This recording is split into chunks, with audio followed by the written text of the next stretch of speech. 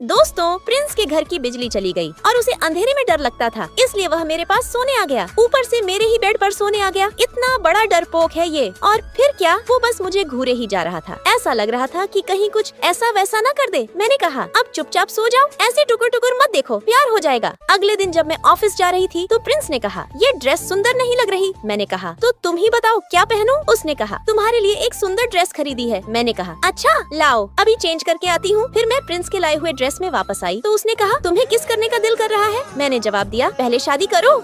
मैं अपने पहले दिन ऑफिस जा रही थी। सभी कर्मचारी मेरे सामने झुककर सलाम करने लगे। मुझे बहुत अजीब लगा और सोचने लगी कि ये लोग मुझे सलाम क्यों कर रहे हैं। तभी पापा आए और उन्होंने कहा, आज तुम्हारा पहला दिन है, इसलिए मैंने तुम्हारे साथ ड्राइवर भेजने का इंतजाम किया है। मैंने हंसते हुए कहा, पापा मैं ऑफिस जा रही हूँ, जंग लड़ने नहीं, और हाँ मेरे पीछे मत आना वरना अच्छा नहीं होगा। ये कहते हुए मैं ऑफिस के लिए निकल पड़ी। पापा को चिंता थी कि कोई लड़का मुझे परेशान न करे, इसलिए उन्होंने उसी ऑफिस में काम करने का बहाना बना लिया। जब मैं नए दोस्त बना रही थी तभी मैंने देखा कि पापा छिप छिप कर मुझ पर नजर रख रहे हैं। उन्होंने मुझे प्रिंस नाम के लड़के से दूर रहने की हिदायत दी। प्रिंस को लगने लगा कि मेरे पापा मुझे फॉलो कर रहे हैं और उसने बिना सोचे समझे पापा को धक्का मार दिया। मैंने तुरंत प्रिंस को रोका और कहा, प्रिंस ये मेरे पापा हैं। दोस्तों, अगर ये कहानी आपको पसंद आई हो तो कृपया चैनल को सब्सक्राइब कर लें। दोस्तों, 20 साल पहले यश और मैं बचपन से ही एक दूसरे के बहुत करीब थे। फिर एक दिन यश के पापा की जॉब दूसरे शहर में लग जाती है और यश मुझे एक प्यारी सी लव डायरी, लेटर और कॉफी छोड़कर चला जाता है। हमारी बीच की दूरी इतनी बढ़ जाती है और यश एक तस्वीर भी छोड़कर चला जाता है जिसे मैं हमेशा अपने दिल में रखती हूँ। 20 साल बाद एक दिन मुझे यश का कॉल आता है। वो कहता है, हेलो एनी, मैं तुम्हारा बचपन का प्यार यश बोल रहा हूँ। और मेरी खुशी का तो ठिकाना ही नहीं रहा। मैं तुरंत कहती हूँ, यश तुम उस पार्क में आ जाना जहाँ हम बचपन में मिला करते थे। यश कहता है, हाँ मैं आ रहा हूँ, बहुत एक्साइटेड हूँ। जब मैं पार्क में जाती हूँ तो पता चलता है कि यश अब मेरा बॉस है। मेरा तो दिल ही रुक गया। मैंने कभी सोचा नहीं था कि वो मेरे बचपन का प्यार अब बॉस बनकर सामने आएगा। ये सब बहुत अचानक और अजीब था, लेकिन दिल में वही प्यार था जो 20 साल पहले था। अगर आपको यह कहानी पसंद आई हो तो प्लीज सब्सक्राइब करना न भूलें और मेरे चैनल के साथ जुड़े रहें।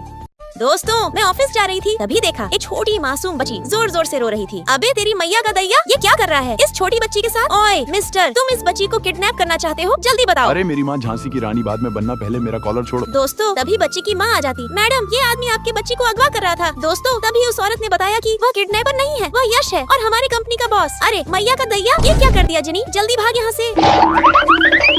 फिर मैं वहाँ से लिफ्ट की तरफ भागी, लेकिन तभी प्रिंस मिल जाता। तेरी मैया का कहीं ये मुझे देख न ले। क्या हुआ झांसी की रानी, अब क्यों अपना चेहरा छुपा रही हो? तुम्हें तो मैं ऑफिस में बताता हूँ, मिलो। ओए मिस्टर, मेरी बात तो सुनो। दोस्तों, फिर मैं ऑफिस पहुंची। ओए जीनी, आज तू बहुत लेट आई है, इसलिए मैं तुझे आज ऑफिस से निकाल रही हूँ। तू होती कौन है मुझे लेट आने पर निकालने वाली? बंदरिया कहीं की। चल हट। दोस्तों, बस यही सुनकर लिली का दिमाग घूम गया। फिर उसने बदला लेने के लिए मेरा पेन ड्राइव उठा के कचरे में फेंक दिया, जिसमें मेरे सारे जरूरी डॉक्यूमेंट थे। मैं पागलों की तरह कचरे के डिब्बों में ढूंढती रही, लेकिन कुछ नहीं मिला। आंखों में आंसू लिए मैं फिर लिली के पास गई। निकल यहाँ से, तुझ जैसी की कोई औकात नहीं है। पता नहीं कहाँ से मुंह उठाकर चले आते हैं ग्वार। दोस्तों, लिली ने मेरी पूरी तरह इंसल्ट कर दी। मुझे रोना आ गया और मैं जाने लगी। तभी यश आ जाता और मैं बेहोश होकर प्रिंस के बाहों में गिर जाती। फिर प्रिंस मुझे अपनी गोद में उठाकर ले जाता। दोस्तों, क्या प्रिंस मेरा बदला लेगा? आगे क्या हुआ जानने के लिए सब्सक्राइब करो।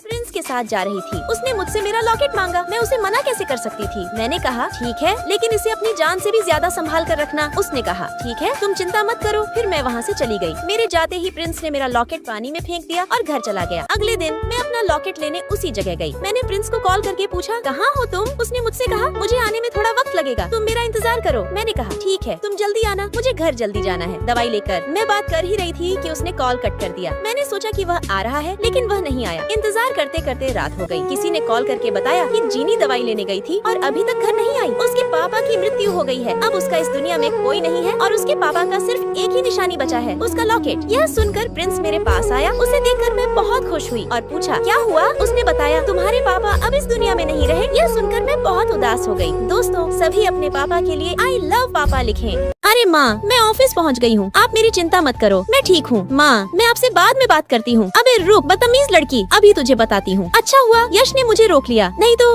आज इस कमीनी का हुलिया ही बिगाड़ देती। जब मैं ऑफिस में अपना असाइनमेंट कंप्लीट कर रही थी, तब ये कमीनी आकर मुझे दूसरा काम करने को ऑर्डर देती है। शायद इसे पता नहीं है कि मैं हूँ कौन। तभी मेरे पापा भी वहाँ आ जाते हैं और उन्होंने उसे सबके सामने जलील कर दिया। मैंने कहा, पापा इसने मुझे बहुत परेशान किया है। सिक्योरिटी गार्ड ने उसे धक्का मार के बाहर निकाल दिया। यही होता है, हम स्कूल के सबसे शरारती जादुई लड़के थे। जब भी कोई नया टीचर आता हम उसके साथ प्रैंक करते और उसे परेशान कर देते। एक दिन हमारी क्लास में नई मैडम आई। जैसे ही वो अंदर आई हम सबने पानी फेंकने की प्लानिंग कर ली, लेकिन मैडम छाता लेकर आई और पानी से बच गयी। हमने कहा मैडम आज तक कोई टीचर हमसे बचा नहीं है। जैसे ही वो कुर्सी पर बैठी धड़ाम वो जमीन पर गिर गयी। हम सब जोर से हंसने लगे, लेकिन मैडम गुस्सा नहीं हुई, बल्कि उन्होंने कहा आज मेरा पहला दिन है इसलिए मैं तुम्हें नहीं पढ़ाऊंगी, आज हम सिर्फ खेलेंगे। हम हैरान रह गए। पहली बार कोई टीचर हमारी शरारतों पर नाराज नहीं हुई। हमने खूब मस्ती की, लेकिन फिर हेडमास्टर को यह सब पता चल गया। उन्होंने मैडम को स्कूल से निकाल दिया। जब मैडम जा रही थी उन्होंने कहा बच्चों अगर मुझसे कोई गलती हुई हो तो माफ कर देना, मैं चाहती हूँ कि तुम हमेशा खुश रहो। हम सब रोने लगे। हमारी सबसे प्यारी टीचर हमें छोड़कर जा रही थी। हमारी आंखों में आंसू थे। आज पहली बार हमें अपनी शरारतों पर अफसोस हो रहा था। मैडम ने आखिरी बार हमारी ओर देखा और आंसू छुपाते हुए चली गयी। हम बस उन्हें जाते हुए देखते रहे, लेकिन कुछ भी नहीं कर सके।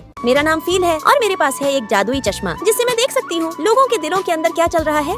एक दिन मैंने तयान को देखा। उसे किसी ने बुरी तरह पीटा था। वो अकेला और बहुत उदास था। हेलो मिस्टर, मेरी बात सुनो। लेकिन तभी मेरे चश्मे ने उसकी दिल की आवाज सुनी। कोई मुझसे प्यार नहीं करता। उसकी वो टूटी आवाज सीधे मेरे दिल तक पहुंची। मैंने कहा ऐसा मत सोचो यार, लो ये लॉलीपॉप खाओ, सब ठीक हो जाएगा।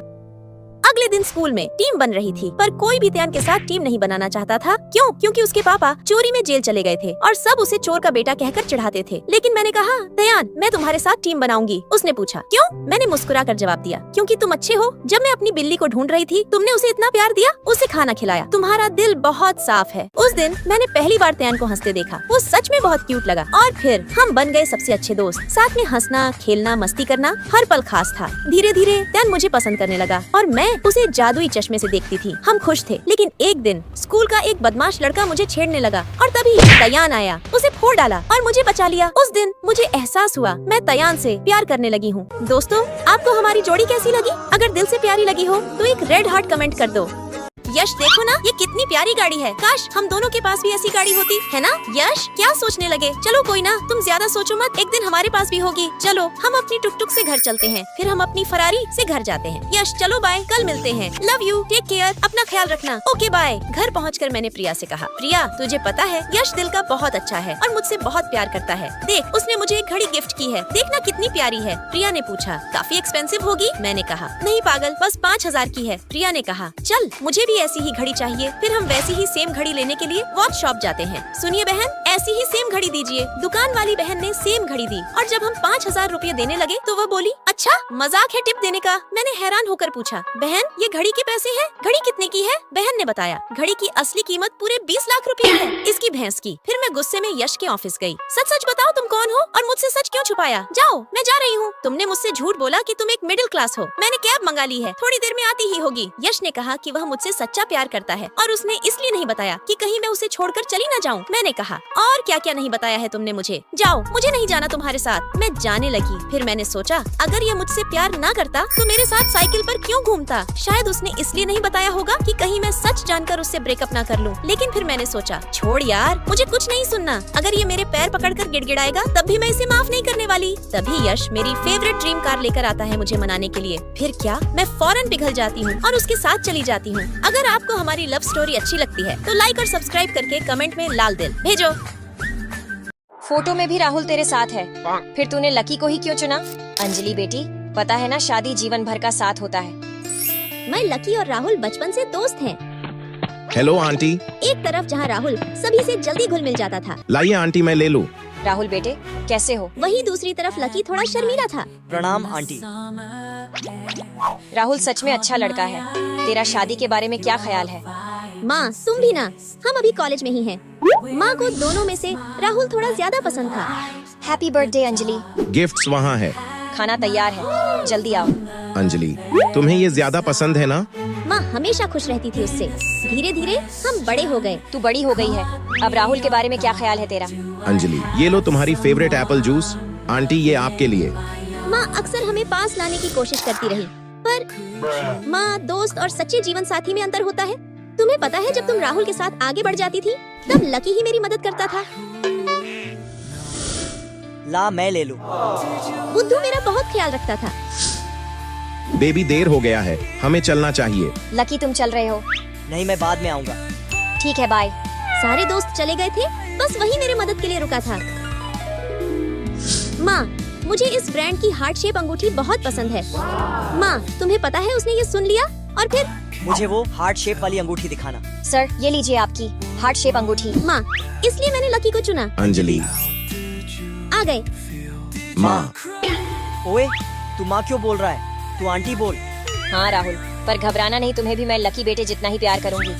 लकी राजा, मैं कब से तैयार थी। मुझे अंगूठी कब पहनाओगे?